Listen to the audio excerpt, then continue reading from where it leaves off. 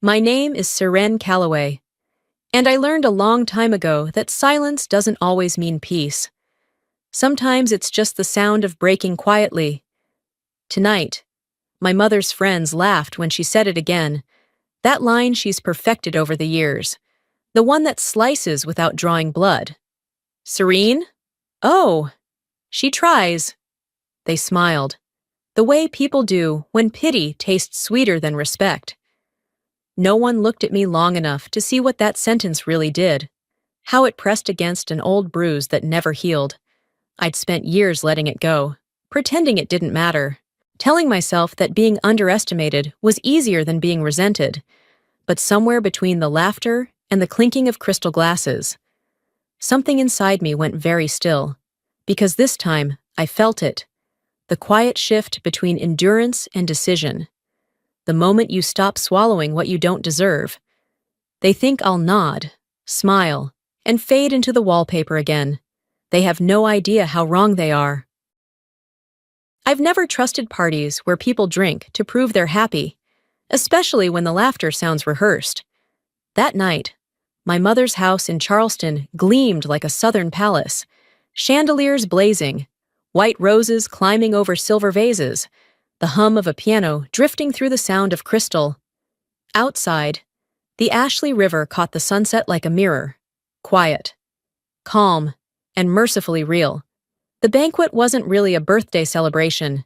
It was theater, another chance for my mother to remind Charleston that she was still relevant, still perfect, still untouchable. I stood by the tall windows, the only one holding water instead of wine. My eyes traced the room the way I'd scan a map, measuring distance, escape routes, temperature. Old habits die hard. Miles, my brother, was explaining how his company had just acquired properties along the Florida coast. My mother's applause came right on cue. Nora, my sister-in-law, described a new exhibit she was curating for the National Arts Council. Compliments floated like perfume, sweet and heavy. No one asked how my week had been. They never did. Then my mother lifted her glass. Her smile could slice glass. She praised Miles for his empire, Nora for her artistry, and then paused, looking at me. And my youngest, she said softly, still finding her way. The table rippled with polite laughter. Thin and practiced, I smiled too, fingers tightening around the glass until my knuckles went white. I'd heard it all my life, when I chose grit over glamour, purpose over comfort. In this family, trying meant not enough. In my world, trying meant saving lives. Outside, the wind from the river shifted, carrying the scent of rain, the quiet warning before a storm no one else could see. Dinner stretched beneath the chandelier's glow. A slow parade of courses and compliments. The table was a mirror of perfection. White linen, polished silver, candles trembling in crystal holders. My mother sat at the center like a reigning queen, her tone warm but sharp enough to draw blood. Miles was deep into another story about Jacksonville, land deals, investors, the governor's personal call. The applause came right on cue. My mother's laughter rang high and satisfied, her pride swelling with each detail. Then she turned to me. "And what about you, Seren? Still working through those, what are they called, relief reports?" I kept my smile steady. Interesting in its own way. Nora, ever helpful, leaned in. Must be endless paperwork. My mother chuckled. I keep telling her to stay here in Charleston. Do something easier. FEMA sounds noble, but honestly, no one knows what they do. Laughter circled the table, soft and cutting. I smiled. The way you do when you've learned silence keeps the peace. They weren't wrong. Most people truly didn't know, and I wasn't about to explain. My phone vibrated on the linen, blue light flashing. System forming. Gulf. Possible activation level 3. Stand by. I placed it face down, looked up. Miles was describing a new yacht. Nora, her art show. No one noticed the sky outside turning the color of bruised steel. I poured more water, caught the faint metallic scent of ozone. Nora followed my gaze toward the river. The Ashley looks peaceful tonight. Depends on the night. I said, it can swallow a dock in 3 hours if the wind shifts. The laughter faltered. Forks paused. I smiled. Easy. Just an example. Outside, the wind changed direction. Inside, something in me did too. After dinner, the guests splintered into smaller groups, voices rising with the wine. My mother found me by the window, hand light on my arm, tone rehearsed. Don't hide away, dear. Come greet my friends. They've been asking about you.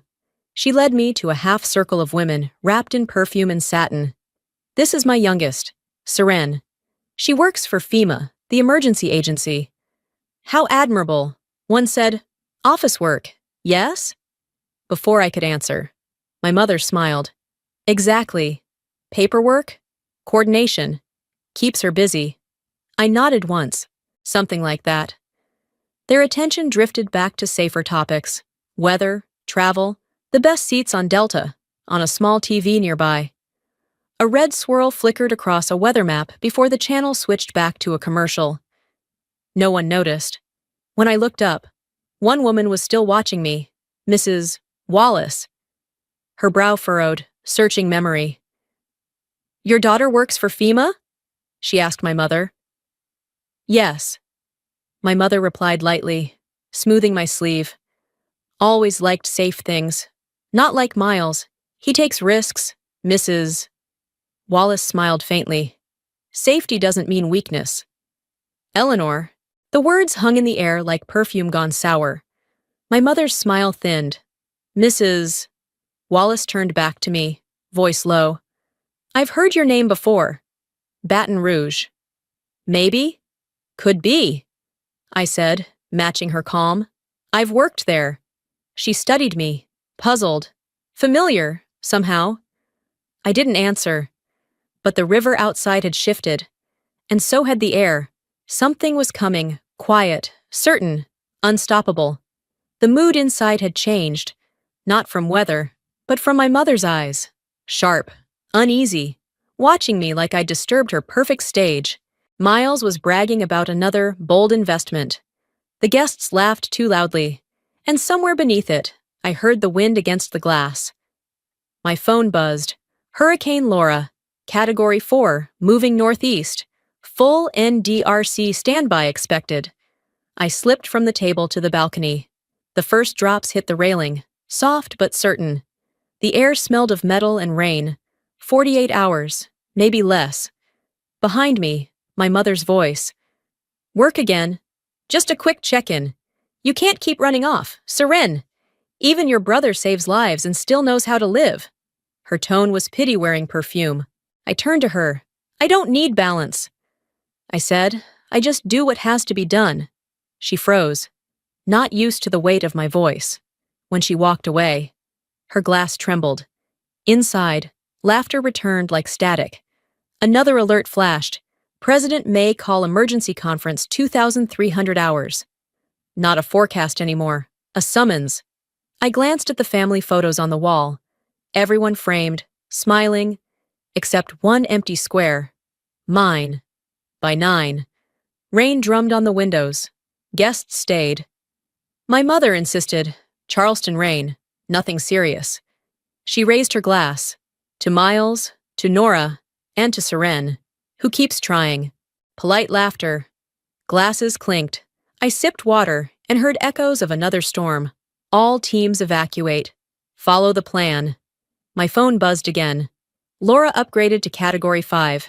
Immediate activation. Across the table. Mrs. Wallace went pale. My son's in Houston. The winds. Her eyes met mine. She remembered. My mother smiled. Serene just loves talking about hurricanes, though she's never seen one. I stood, calm. You're wrong. Mother, I have. Thunder cracked. A glass spilled. Red wine blooming like blood. Then my phone rang again. 3 coded tones. I answered quietly. Calloway speaking. Director. You're needed. The president's briefing in 30. Copy. I looked at my mother. I have to go. Now? It's just rain. Exactly. I walked out as thunder rolled. Real, Raw, honest. The sound of the life that was mine. Rain came down in torrents as I stepped onto the porch. The wind off the Ashley River whipped through the yard, scattering petals and napkins across the soaked lawn. Guests screamed and ran for cover. But I stood still when my phone rang. 3 short tones, 1 long. The code that meant only one thing. Director Calloway, the President has authorized full mobilization. You are to assume operational command. Immediate departure. Understood. Preparing to deploy. You have 4 hours. Evacuation's already underway. I ended the call and looked toward the river. Gray water, no horizon. Behind me, the music inside played on, thin and meaningless. My mother appeared at the doorway, clutching her wineglass. You're leaving? Now? It's just rain. Serin! Not here, I said quietly. The Gulf. And it's not rain. She laughed, brittle and defensive. You're not a meteorologist. No, I said. I'm the one the president calls when they're wrong. The color drained from her face. She turned to the guests with a nervous laugh. She's joking, of course. My phone cut through her words. Loud on speaker. Director Calloway, Air Force One will be briefed at 2300. We need your coordinates. Silence spread through the room like smoke. I met my mother's eyes. I have to go. People are waiting. A gust slammed the door open, shattering glass. I stepped into the rain. Above me, a FEMA helicopter cut through the sky, its blue lights blinking like a heartbeat. Minutes after I left, the TV lit up with breaking news. FEMA has activated the National Disaster Response Command under Director Serin Calloway. The room froze. Serin Calloway? Someone whispered. Mrs. Wallace stood, voice trembling. Baton Rouge. 2019. My son was trapped in the flood. She led the rescue, waist deep in water, calm as stone. Everyone listened to her. No one spoke. My mother's glass shook in her hand. Miles muttered, Maybe it's just the same name. Mrs. Wallace turned to him. No, she doesn't just work for FEMA. She commands it. On screen, I appeared in uniform, headset on, eyes fixed on storm maps. Activate Task Force Bravo. Coordinate with Air Command. Move now. Blue light flickered across my mother's face. Her glass slipped and shattered, wine spreading red across the floor. Outside, thunder rolled over the river. Inside, Mrs. Wallace whispered, That's your daughter. Eleanor. The woman who leads when everyone else breaks. Lightning flared, illuminating the empty frame on the wall, now glowing with my reflection from the TV.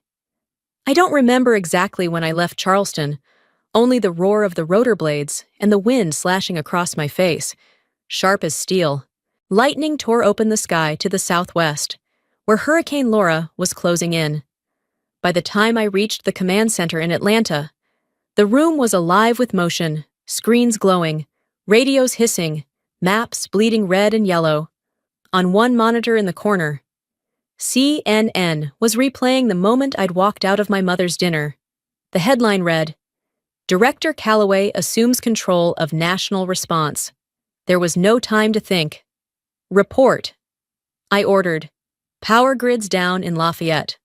2 hospitals offline. Deploy Alpha Team to restore critical systems.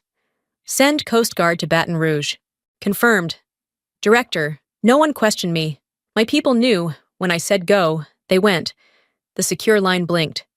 Ma'am, the president is on. I answered. Director, how bad is it? Worse than projected. I said, but we'll hold. We always do. A pause. Then, quietly, the nation is lucky to have you. Calloway, when the line went dead, I faced my team. We move in phases. No one rests until it's done. Let's bring them home. A chorus of yes, ma'am, filled the room. Then a technician switched on a side screen. Charleston, live feed, floodwater rising along the Ashley River, wind ripping through trees, a streetlight collapsing right outside my mother's house. For a heartbeat. I couldn't breathe. My 2 worlds had collided, the duty I carried, and the family that never saw it. Ma'am, Emergency calls from Charleston sectors. Send relief convoy from Savannah. Patch me through local command. I didn't need her to understand me anymore. I just needed her alive. Outside the window, lightning split the sky. It was 3 a.m. The strongest storm in 30 years was making landfall. And I, the daughter who was still trying, was leading a nation through it. When the sun finally rose, it did so quietly, as if afraid to disturb what the night had broken. The storm had passed, from the command center in Atlanta. The world looked still again. The walls were lined with flickering monitors, their once chaotic red and yellow storm paths now reduced to a soft, fading swirl. The room smelled like burnt coffee, damp paper, and the heavy calm that follows survival. 2 million people evacuated. 0 large-scale casualties. A miracle by operational standards. A miracle born of exhaustion, precision, and the refusal to lose. I sat back, feeling the weight of the headset slide from my shoulders. For the first time in nearly 20 hours, I let myself breathe. The steady tap of keyboards filled the air. Outside the reinforced glass, helicopters lifted off one by one, ferrying supplies, hope, and proof that we'd done what we came to do. My assistant approached quietly, tablet in hand. Director, incoming video call, from Charleston. I nodded. The screen blinked to life. My mother appeared. The sight of her startled me more than the storm had. Her hair was uncombed, her elegant silk blouse damp at the collar. Behind her, the once flawless dining room was half ruined, soaked curtains clinging to broken windows, crystal scattered across the floor. The chandelier still hung, though crooked now, a small symbol of defeat. For a long moment, she said nothing. Her eyes moved over my uniform. The command room behind me, the people moving quickly in disciplined silence. When she finally spoke, her voice trembled. Serene, I didn't know. It's all right, Mom. Why didn't you ever tell me? I held her gaze. Because you never asked, and because saving people isn't something you talk about at dinner. Her eyes filled. Her shoulders caved slightly. The lines of pride and control that always shaped her face were gone. She looked human, frightened, fragile, real. They said you ordered the dam release, she whispered. That you saved the east side of Charleston. It wasn't just me, I said softly. It was my team. They made it happen. Her hand covered her mouth. I could hear the faint shudder in her breath. For the first time. She didn't look at me like a disappointment or a puzzle she couldn't solve. She looked at me like a person. I always thought you were still trying to catch up, she said, but you were already so far ahead. I didn't answer. Not because I didn't know what to say, but because silence felt truer than words. She wiped her cheek, voice breaking on the edges. I'm proud of you, Seren. I nodded once. I know. The call ended. The screen went black, leaving behind my reflection, tired eyes, messy hair, the faint red mark from my headset. I turned toward the window. Outside, the tarmac was drenched in sunlight, clean and sharp after the storm. Helicopters glinted like silver insects against a sky that had been washed clear of everything: anger, pride, misunderstanding. Somewhere out there, my mother was standing in what was left of her garden, maybe staring at the river, maybe finally understanding what it meant to face something larger than yourself. The storm had taken roofs, trees, and silence, but it had also given back something I'd stopped hoping for: recognition without resentment. I straightened in my chair, the command boards humming softly around me. There were still reports to file, towns to rebuild, lives to steady, but for the first time in years, the weight on my chest felt different, lighter, steadier, earned. Outside, the world was bright and raw and new, and for once, I didn't need anyone to see what I'd done. It was enough that, finally, they could see who I was. A week later, I returned to Charleston. The river was calm again, soft waves tapping against the wooden pilings, the air carrying the faint scent of salt and pine. The house looked smaller now, stripped of its perfection. The storm had left its mark, shingles missing, shutters warped, roses flattened by the wind. But it was standing. So was she. My mother stood on the porch when I pulled up. For a moment, neither of us moved. Then she said, quietly, almost shyly, "I baked raisin bread. You used to love it." I smiled. That was enough. Inside, the air smelled faintly of cinnamon and rain. We sat by the window overlooking the pier, where a few FEMA crews were still clearing debris, orange vests bright against the silver light of morning. The river moved slow and heavy, as if exhausted too. After a while, my mother spoke. "You know, everyone in town's talking about you. They call you the commander in the shadows." I laughed softly. "I don't need to be called anything." "I know," she said. Her hand found mine on the table, an uncertain touch. Warm, trembling. "But if it's all the same, I'd like to call you Seren Calloway." "My daughter." I turned to her. In her eyes, there was no trace of pride or pretense, just quiet recognition. Gratitude, a love that had learned its shape too late, but arrived anyway. Outside, the river caught the last light of afternoon, golden and still. A FEMA helicopter passed overhead, distant but clear. My mother looked up, her voice barely above a whisper. "Every time I hear that sound, I'll think of you." I squeezed her hand. "Just promise me one thing, never call me still trying again." She laughed, a sound I hadn't heard in years, soft and real. "No," she said, "I'll say, my daughter is the woman this nation listens to." For a moment, we sat in silence, watching the water shift with the fading sun. The air was warm, forgiving. Beyond the window, the last of the cleanup crews packed their equipment. The river, once wild, now reflected nothing but light. I looked toward the horizon, the same stretch of water that had framed my entire life, and felt, finally, the kind of peace that doesn't announce itself. It just is. No more explanations, no more defenses.